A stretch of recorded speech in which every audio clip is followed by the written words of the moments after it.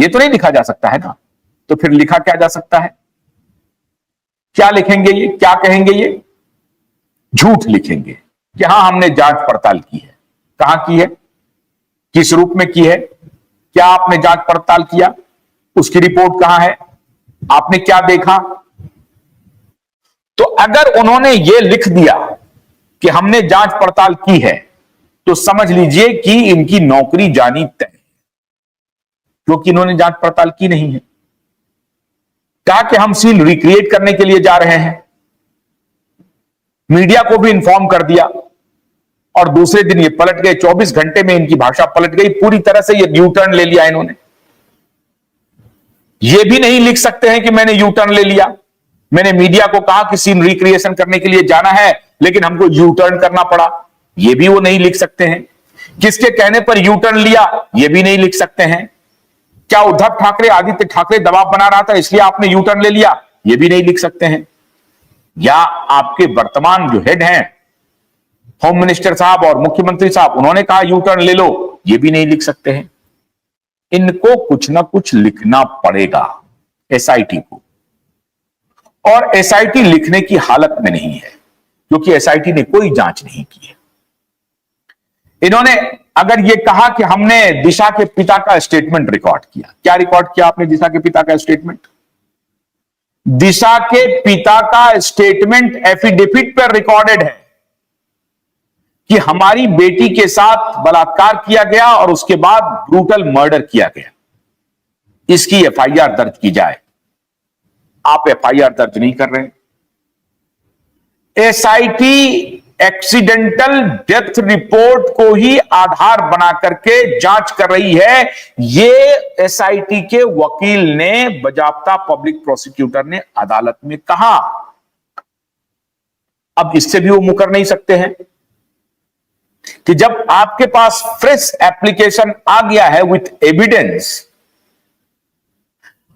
जब आपका गठन हुआ था तो सरकार ने कहा था कि हमारे पास कुछ फ्रेश एविडेंस है, इसलिए एसआईटी का गठन करना अवश्यंभावी है। वो फ्रेश एविडेंस किधर है? वो कहां है फ्रेश एविडेंस? आपके स्वयं के मुख्यमंत्री और तब के गृह मंत्री जी ने कहा कि हां फ्रेश एविडेंस की बात हो रही है, चर्चा हो रही है, और उसके आधार पर हम लोगों ने एसआईटी गठित किया है और यह करना मजबूरी है। तो वो फ्रेश एविडेंस कौन सा था जिसके आधार पर आपकी नियुक्ति हुई? आप क्या जवाब देंगे? और अगर आपको कोई एविडेंस नहीं था तो उसी वक्त आप नल एंड वॉइड थे, फिर आपका कोई मतलब नहीं था, फिर ये पॉलिटिकल पोस्चरिंग के लिए आपका गठन किया गया।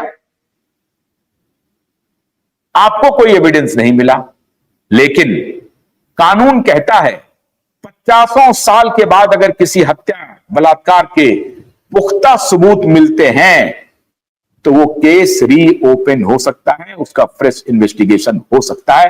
ये कानूनी बाध्यता है, ये कानून का अवश्यंभावी पक्ष है, इनएविटेबल पक्ष है। No one can deny this fact. और ऐसा करके कानून की पालना होगी, कानून को पालन किया जाएगा। ऐसा न करके कानून की अवहेलना होगी। एसआईटी को खुद से कोई एविडेंस नहीं मिला, मान लिया।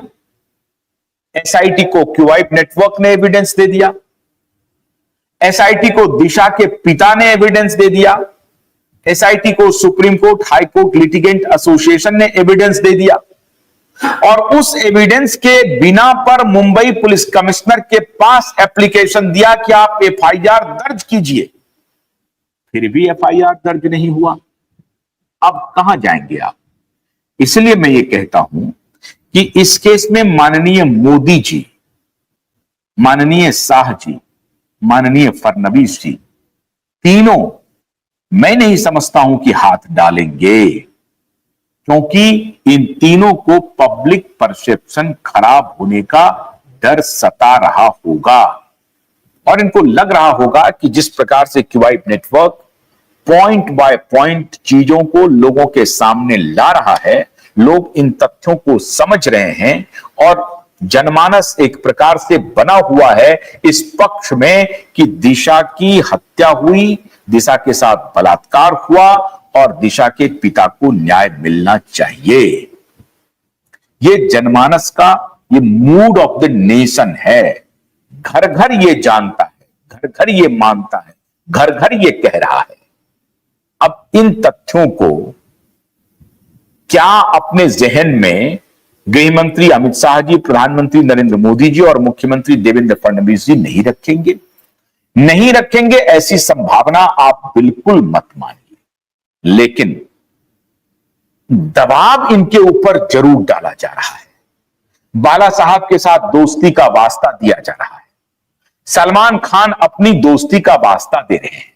सलमान के खिलाफ अलग अलग इंटेलिजेंस इनपुट अलग जा रहे हैं, लेकिन ये सभी अपनी दोस्ती का वास्ता दे रहे हैं और कह रहे हैं एक गलती हो गई है, इसको माफ कर दीजिए, उसके बाद जैसा आप कहेंगे वैसा ही हम करेंगे, जो आपकी इच्छा होगी हम उसी पर, उसी मार्ग पर चलेंगे। लेकिन सवाल है कि ऐसी इच्छा माननीय अमित शाह जी, मोदी जी और फडणवीस जी क्यों रखेंगे? उसका फायदा क्या है? जीरो।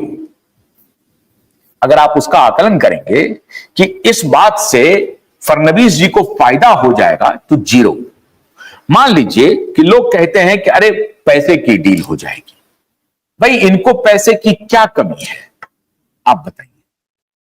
एक मुख्यमंत्री है, एक गृह मंत्री है, एक प्रधानमंत्री है, सरकार का पूरा लॉ लश्कर है। दुनिया के बड़े बड़े बिजनेसमैन तो इनके एक इशारे पर इनके साथ पलक पावड़े बिछाने के लिए खड़े हैं, जिनको कहें वही खड़े हैं। फिर ये 1000, 500, 2000 करोड़ के लिए अपना ईमान क्यों बेचेंगे? तर्क की बात है, ध्यान दीजिए।